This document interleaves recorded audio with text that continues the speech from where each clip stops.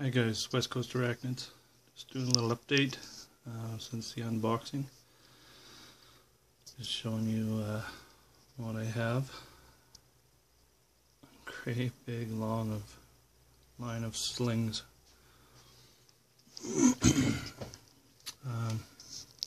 Guess we'll start on this side. We got Peak and Serrides, 1, 2, and 3. And then along the back, Brachypelma vagans, these 3. And then Lazidor difficilis on these 2. This one, and this one are the Pimerinus, orange baboon tarantulas. And then on the end, I'm going to just move these. These are my new slings. You can see it underneath the leaf there. These are the Pimerinus, the Venezuelan sun tigers. And this one here, we just got these in yesterday, and this one here is busy eating.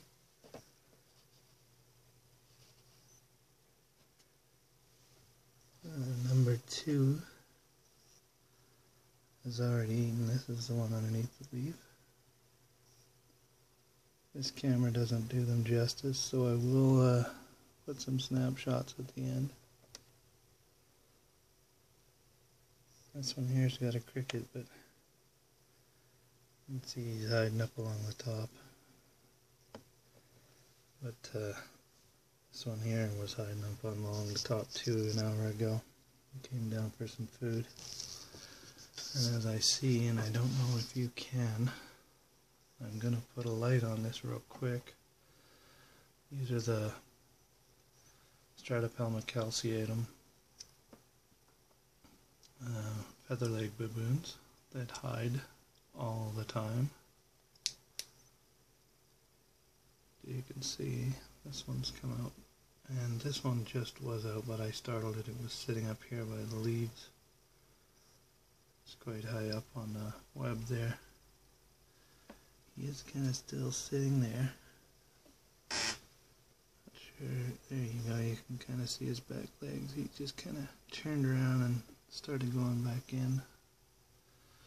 They don't come out often, only when it's dark. And as you can see, I got these new setups.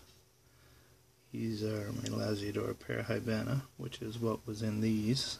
I had thoroughly cleaned those out and put the Pimerinus in them.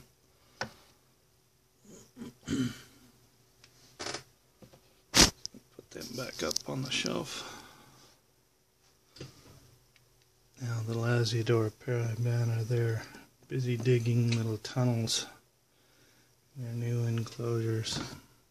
A lot of these are going to get new enclosures. The Peak and Serrides, the Brachypelma vagans, the Lazidor difficilis, they're all going into these type critter keepers. I have tons of them. Sorry, it's pretty dark in here. I wanted to and she crawled back in. So I'm going to turn on the light. It's pretty dark with the light on even.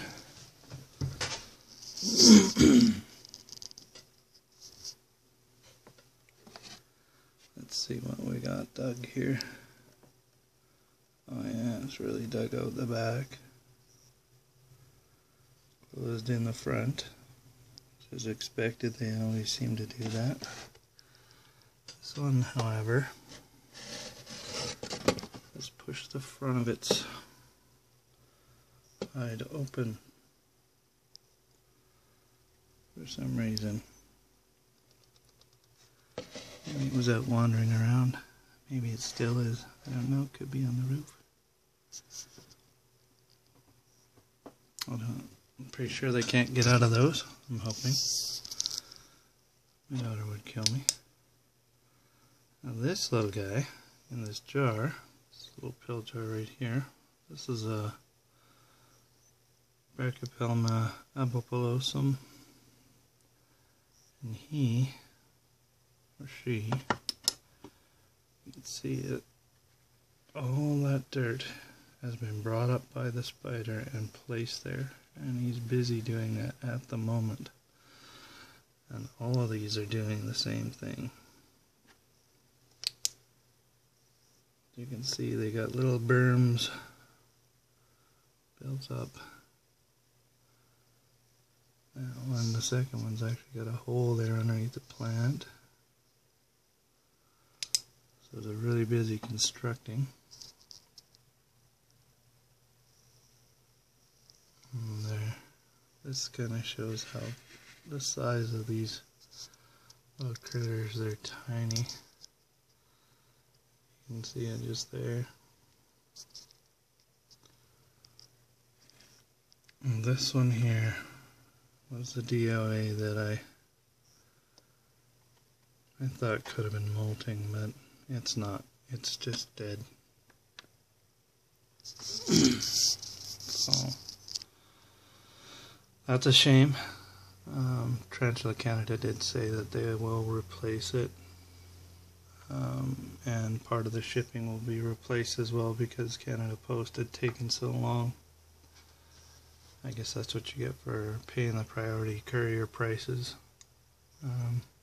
It won't be a full postal refund, but the tarantula itself is replaced. I just wish it hadn't arrived DOA in the first place, but it's not Tarantula Canada's fault. That would be Canada Post.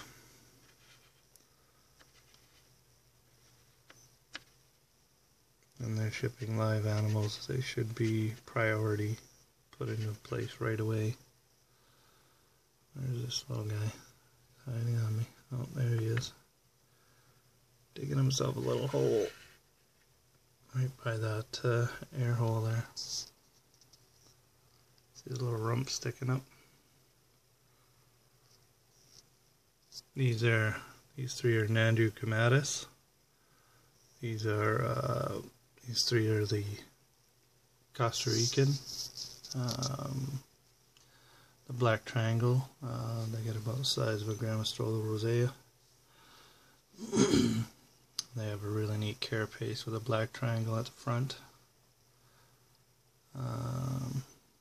That's a Theraphosinai species.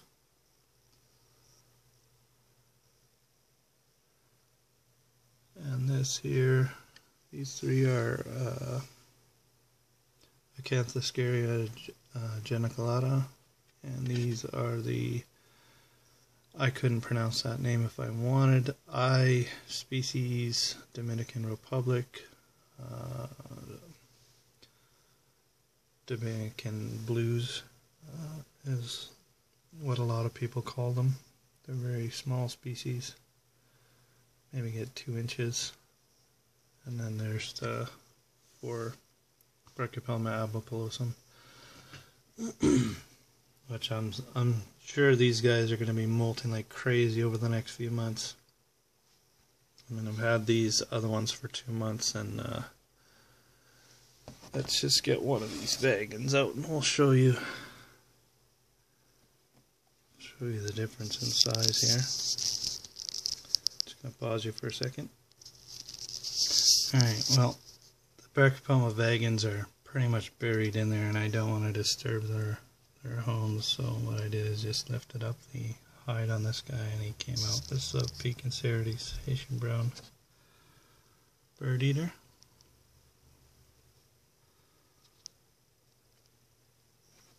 Sorry about all the moving around, probably making you guys dizzy. You can see the size of him. Let's get a comparison right beside it. There we go. If you see right there, that tiny little thing is Acanthoscaria geniculata. and that's Pekin's Arachnids. This is about a second star, and that's just about a 1-inch juvenile. It's quite the size difference.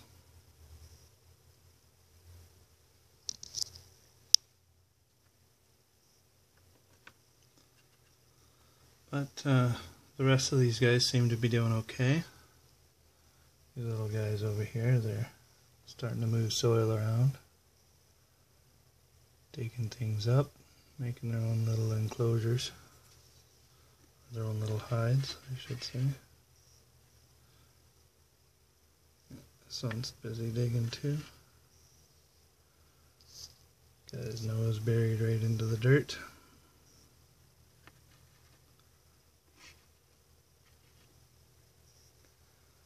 And that one there, still happily munching away.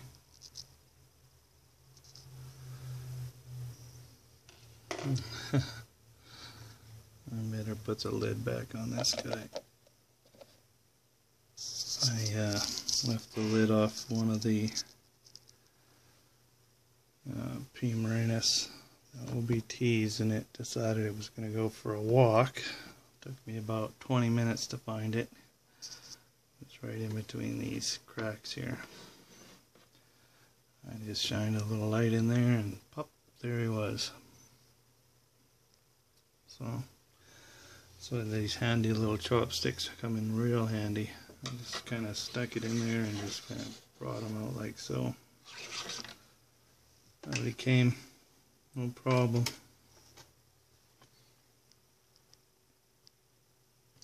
So yeah,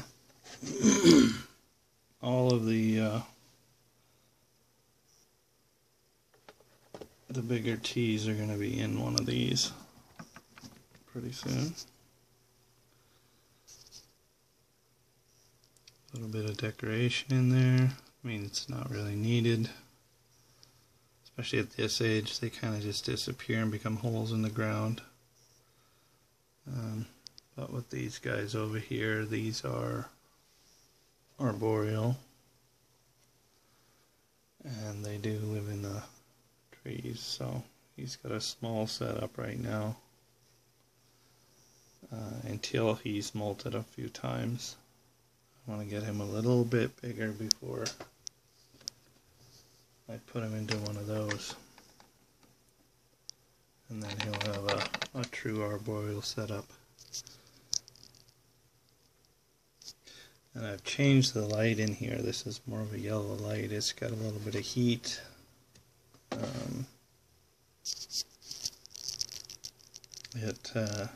I keep that one on for longer durations after I shut this one off. I mean, I'll show you the difference. Kind of gives it a dusk feeling to them. Also, it throws off heat, and moths and flying insects do not like that light. It's a yellow light. They do not go near it.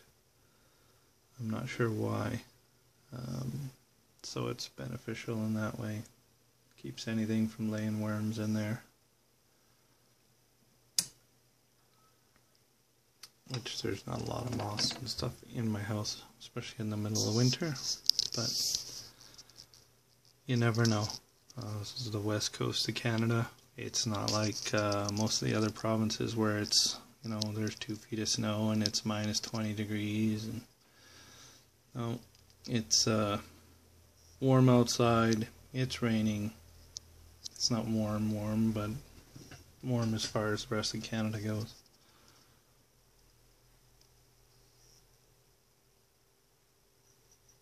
Anyway, just a quick look at them all.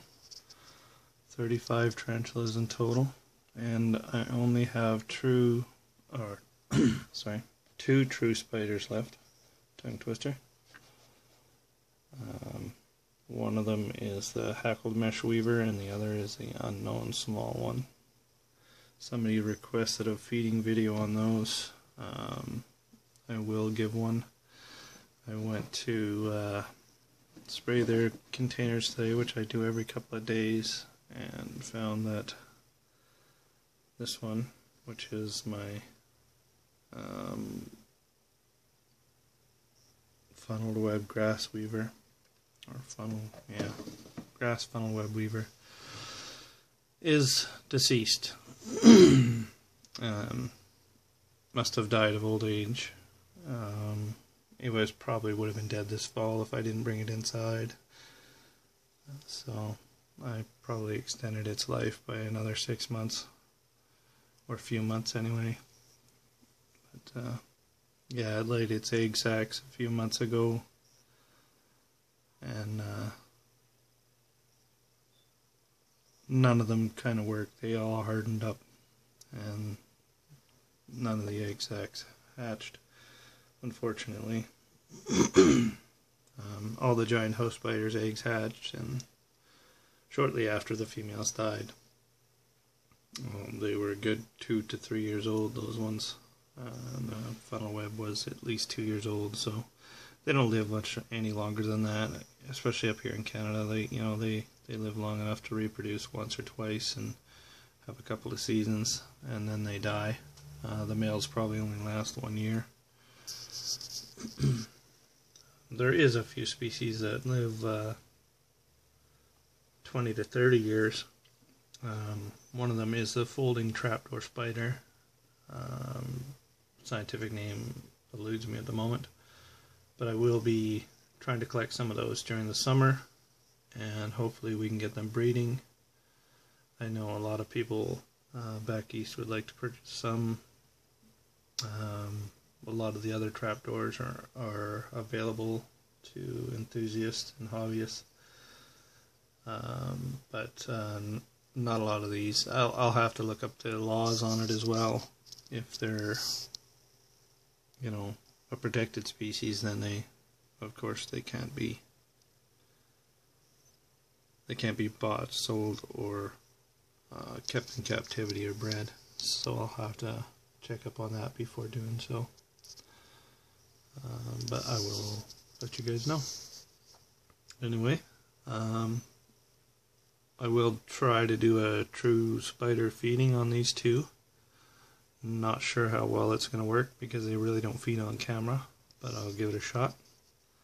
Anyway, this is West Coast Arachnids. Please comment. Let me know what you'd like to see as far as videos go and whatnot. Please rate. Hit that little like button if you would. If you don't like it, hit the other unlike button. But I prefer the thumbs up. That'd be awesome. And subscribe if you have not already. Alright. I'm looking to get 100 subscribers before the end of February. Right now I think we're at 67. Keeps going up a couple every few days. So maybe we'll make it. That'd be awesome if we did. But anyway, you all have a great evening. And bye for now.